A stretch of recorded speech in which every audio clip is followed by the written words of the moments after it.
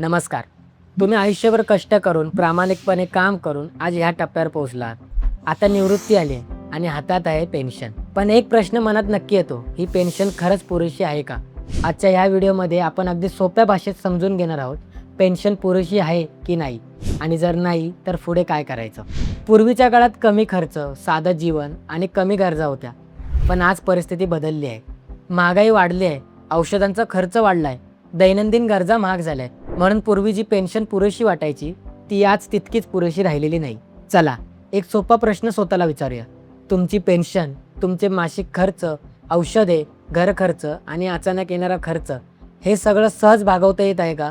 जर उत्तर हो असेल तर खूप चांगली गोष्ट आहे.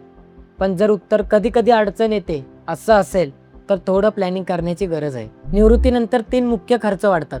पहिलं आरोग्य खर्च, औषधे, तपासण्या आणि डॉक्टर. दुसरं घर खर्च, गॅस, वीज, किराणा. तिसरं अनपेक्षित खर्च, अचानक लागणारा खर्च. आणि ह्याच ठिकाणी पेन्शन कमी पडायला लागते. आता महत्त्वाचा भाग, काय करायचं? पहिलं, तुमच्या महिन्याचा खर्च लिहून काढा, म्हणजे तुम्हाला स्पष्ट चित्र दिसेल. दुसरं, अनावश्यक खर्च कमी करा, जिथे बचत होऊ शकते तिथे लक्ष द्या. तिसरं, तुमच्याकडे सेव्हिंग्स असतील तर त्यातून सुरक्षित उत्पन्न कसं मिळेल यावरती विचार करा.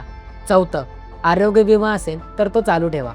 सगळ्यात महत्त्वाचं म्हणजे निवृत्ती म्हणजे थांबणं नाही, तर आयुष्याचा शांत आणि सुरक्षित टप्पा आहे. तुम्ही आयुष्यभर कुटुंबासाठी केलं तर आता स्वतःसाठी विचार करणं तितकंच गरजेचं आहे. पेन्शन पुरेशी आहे की नाही हा प्रश्न प्रत्येक निवृत्ती व्यक्तीच्या मनात असतो. पण योग्य प्लॅनिंग आणि थोडं लक्ष दिलं तर तुम्ही हा टप्पा सुरक्षित आणि आनंदाने जगू शकता.